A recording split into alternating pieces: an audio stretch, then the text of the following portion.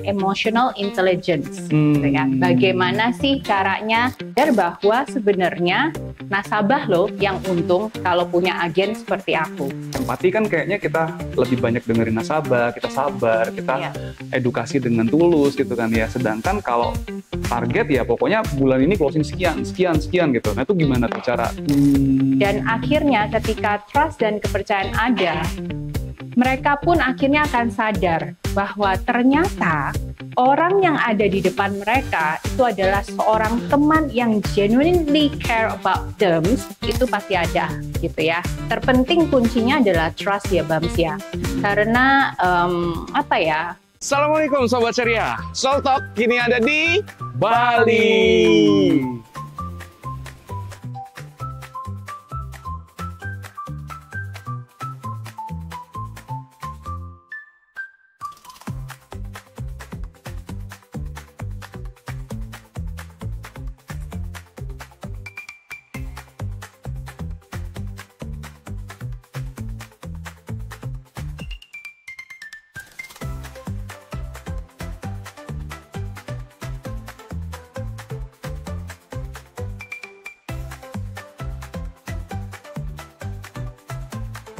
Hari ini kita akan ketemu dengan mitra bisnis hebat-hebat yang ada di Bali. So, tunggu dan saksikan Soul Talk episode Bali.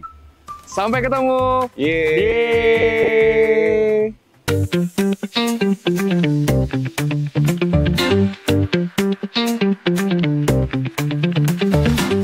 Halo Sobat Syariah, balik lagi di Soul Talk. Hari ini kita bakal ngomongin tema yang dalam banget. Apalagi buat kalian nih para agen yang mungkin lagi berjuang untuk mencapai goals-nya di lapangan dan mungkin banyak ketemu sama nasabah.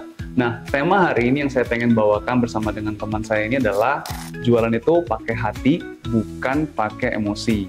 Nah, bersama saya nih hari ini udah hadir seorang agen yang inspiratif, yang dikenal sabar banget nih ngadepin segala macam tipe nasabah. Dan beliau udah kayak 10 tahun di Prudential, udah luar biasa banget. Seorang businesswoman yang bergabung di insurance dan sekarang full time di Prudential. Kenalin dulu dong, Cifoni Salim. Boleh? Hai, perkenalkan nama saya adalah Foni Salim. Saya berasal dari agensi di Bali, namanya Venture Agency. Saya sudah bergabung bersama Prudential 10 tahun lamanya.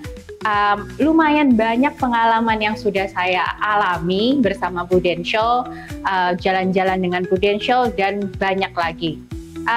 Terus terang hari ini happy banget, senang banget bisa sharing sama teman-teman dengan topik yang luar biasa gitu ya. Menjual dengan hati, bukan dengan emosi. Karena jujur banget Bams, di luar sana, di lapangan, emosi itu adalah musuh utama kita. Gitu. Oke, apalagi ya bener ya, kita mungkin pas lagi dikejar target, atau mungkin pas lagi kena macet di jalan, atau mungkin lagi ada masalah juga mungkin dengan keluarga, pas ketemu sama nasabah itu kita perlu untuk manage emosi kita gitu ya Ci ya. Mungkin pas lagi semangat banget terus habis itu terlalu nge-push nasabah juga jadi salah ya. Nah mungkin kita akan bahas ke sana teman-teman. So Cifoni udah 10 tahun di Prudential dan merupakan salah satu top leader kita di Bali. So saya akan mulai masuk dulu nih ke realita nih yang banyak dihadapi sama teman-teman agent di lapangan. Ini musuh utamanya nih, yaitu seringkali di ghosting sama nasabah nih. Jadi kan kadang-kala nih ketika kita presentasi sama nasabah nih udah oke, kemudian nasabah juga kayaknya tertarik dengan produk yang kita tawarin. Konsepnya juga udah oke banget nih, nasabah udah janjiin bahkan nih. Nah tapi tiba-tiba pas di follow up hilang gitu aja tuh, di ghosting jadinya si agen kita nih. Nah Cifoni 10 tahun di Prudential pasti pernah lah ya mengalami hal seperti itu. Mungkin kayak gimana tuh kok dari Cifoni sendiri? Wah itu pengalaman yang rasanya udah pasti dialamin sama semua agent ya Bams ya, sama semua teman-teman kita di seluruh Indonesia gitu. Pernah pakai banget gitu ya. Nah dulu nih Bams, kalau aku ngalamin di ghosting sama calon nasabah aku, terus terang aku tuh bisa ngerasa gagal banget gitu. Tapi semakin kesini akhirnya aku sadar gitu ya, aku belajar ternyata ngapain ya pakai emosi gitu. Yang ada aku sendiri yang malah capek dan energiku yang habis gitu. Jadi akhirnya dengan berjalannya waktu aku belajar yang namanya emotional intelligence. Gitu kan. Bagaimana sih caranya kita ini bisa tetap tenang, tetap sadar diri, dan coba ngertiin sebenarnya kondisi calon nasabah kita itu seperti apa. Maka dengan begitu aku jadinya lebih enak Bams ngejalanin bisnis ini itu dengan lebih rileks tanpa merasa di ghosting itu tadi. Gitu. Tapi kan maksudnya berapa lama sih belajar kayak gitu sampai dari yang tadinya pertamanya jadi baper gitu pas ditolak sama nasabah atau di ghosting, terus kemudian dari situ Cifoni bisa mengalami perubahan pola pikir ya. Jadi melihat bahwa kita perlu memanage yang namanya emosional. Jadi namanya emotional quotient gitu ya. Itu berapa lama tuh butuh waktu seperti itu? Luar biasanya sebenarnya di kita di Prudential ataupun di agensi-agensi ada banyak sekali training yang sudah disiapkan juga untuk kita gitu ya. Terutama terus terang yang buat aku berubah pikiran, yang akhirnya aku belajar adalah ternyata aku dulu itu ngerasa di ghosting karena posisinya aku yang butuh gitu ya, closingan dari calon nasabah aku gitu. Nah tapi sekarang mindset aku sudah berbeda gitu loh. Di sini posisinya adalah aku adalah seorang professional financial consultant yang aku sangat mengerti dan memahami apa yang aku lakukan. Secara technicalnya, secara product knowledge-nya, apapun itu aku pelajarin dan aku keep on improving my knowledge, my skill gitu ya dengan training-training yang Prudential udah siapin gitu. Dengan begitu aku sadar bahwa sebenarnya nasabah loh yang untung kalau punya agen seperti aku. Jadi dengan begitu aku nggak ngerasa lagi di ghosting gitu Bang. Karena ya kamu yang untung kalau punya agen seperti saya gitu Bang. Jadi ada perubahan pola pikir ya dari tadi yang pertama kali jalan di insurance ya teman-teman ya. Mungkin melihatnya nasabah itu sebagai ini target closingan ya. Tapi seiring berjalannya waktu dengan knowledge yang makin bertambah, asuransi ini menjadi sesuatu yang ternyata penting banget. Jadi kalau saya ngomong sama nasabah, sebenarnya posisinya tuh nasabah yang lebih butuh asuransi ini daripada aku gitu ya. Oh wow. Betul. Jadi pola pikir yang seperti itu membuat kita jadi nggak berpikir bahwa kita lagi di ghosting gitu. Yes. Karena kita tahu siapa diri kita ya Bams ya. Maksudnya terus terang ya, sorry to say, banyak sekali mungkin agen juga di luar sana yang nggak pernah mau belajar gitu ya. Banyak banget agen yang ya sorry to say cuman maunya komisi gitu ya. Nah jadi kalau kita memang benar-benar menjalani profesi ini dengan baik, kita memperkaya diri kita dengan segala knowledge, dengan segala skill yang kita punya, dan kita benar-benar memberikan service terbaik kita, dan at that point gitu, ya buat apa kita ngerasa kita ini yang butuh gitu loh. Justru saat ini terus terang banyak sekali nasabah yang membutuhkan agen yang benar-benar paham dan menjalani profesinya dengan baik. So nasabah butuh kita lakukan dengan baik dan nggak perlu ada ngerasa di ghosting. Oke, thank you Cifoni. Pertanyaan berikutnya ya. Kadang-kadang nih kita kan pasti punya yang namanya goal ya, dan kita kan tiap awal tahun kita diajak untuk bikin namanya goal setting, which is bagus ya, karena sebagai seorang pebisnis kita perlu punya namanya goals gitu kan ya. Terus kita juga dimotivasi juga nih sama leader kita, banyaklah pihak yang pengen kita sukses, baik dari manajemen ataupun dari leader kita juga di agensi. Ada juga kontes-kontes nih yang untuk ngedorong kita untuk lebih berprestasi lagi nih gitu kan ya. Nah kadang-kadang saya ngelihatnya adalah ketika semakin banyak motivasi atau semakin banyak goal yang kita bikin itu, kita jadi susah ngebedain loh Ci, antara yang namanya target dengan empati sama nasabah. Nah, gimana caranya Cifoni untuk tetap menjaga empati sama nasabah, tapi juga tetap akhirnya bisa capai target? Itu kan dua hal yang berbeda ya, kayaknya bertolak belakang gitu loh. Empati kan kayaknya kita lebih banyak dengerin nasabah, kita sabar, kita edukasi dengan tulus gitu kan ya. Sedangkan kalau target ya pokoknya bulan ini closing sekian gitu. Nah itu gimana tuh cara untuk memisahkan itu gitu? Oke, benar banget ya Bams ya. Empati dan target itu sebenarnya adalah dua hal yang berbeda, gitu ya. Empati itu adalah bagian dari karakter kita, bagian dari skill yang akhirnya kita perlu pelajari dan miliki, gitu ya, untuk bisa menjalani bisnis ini dengan baik. Gitu. Target itu lain cerita, gitu ya. Target itu adalah tujuan kita ini ada di dalam bisnis ini, tujuannya mau kemana, mau sampai mana, gitu. Jadi sayangnya mungkin banyak orang yang akhirnya mix up gitu ya, dicampur aduk gitu.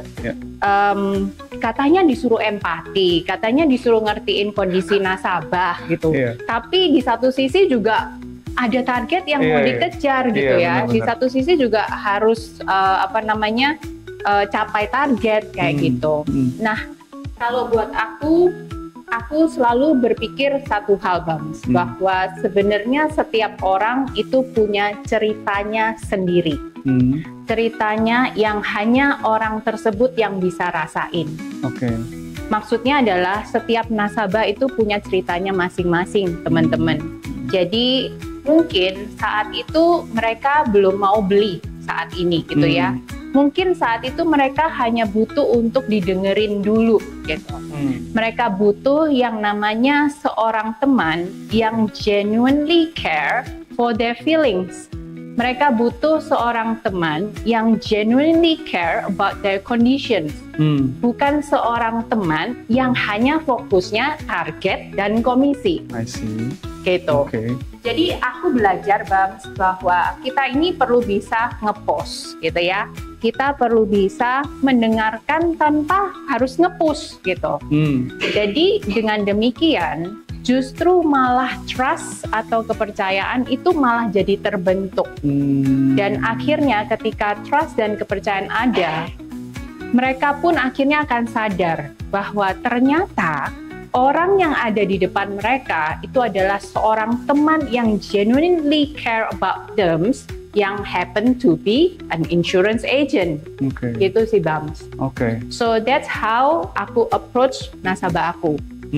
Aku selalu memposisikan semua calon nasabah aku sebagai teman aku. Ya ibaratnya sorry to say, kalau aku pun tidak bisa memposisikan dia sebagai teman aku nggak nyaman sama dia, aku pun tidak akan menjadikan dia nasabah aku. So that's my privilege juga gitu ya. Karena bagi aku kalau dia bisa jadi teman aku yang baik, aku pun bisa memberikan yang terbaik untuk mereka juga gitu. Nah, jadi antara target dan empati it's two different thing. Aku tetap punya target, tapi aku tidak pernah menargetkan teman yang mana yang akan memenuhi targetku gitu. Jadi aku akan menciptakan sebanyak teman, sebanyak mungkin, punya calon nasabah yang banyak, tapi kan kita tidak bisa mastiin ya, nggak bisa nentuin, atau kita yang maksa, kamu yang harus closing sekarang, nggak bisa seperti itu Bang. Karena perlu bangun hubungan dan trust tadi yang Cifoni bilang ya, menjadi teman yang baik, mendengarkan dan empati. Nanti momentumnya akan datang beda-beda nih tiap nasabah. Tapi ada nggak sih cerita dari Cifoni sendiri yang seperti tadi itu? Maksudnya dari teman yang tadinya dari berteman terus kemudian akhirnya jadi beli asuransi dan belinya banyak lagi gitu. Ada nggak sih? Banyak banget. Banyak banget ya? Banyak banget. Ya mungkin itu salah satu style saya ya. Saya selalu membuat calon nasabah saya itu adalah seorang teman saya gitu. Karena saya percaya kalau kita bisa berteman dengan baik, trust itu pasti ada gitu ya. Terpenting kuncinya adalah trust ya Bams ya. Karena sayangnya mungkin di industri ini ada banyak agen-agen yang nah sayangnya nih Bams ya, bahwa sebenarnya di industri asuransi ini ada banyak kekecewaan dan trauma dari nasabah karena agennya yang nggak bener gitu.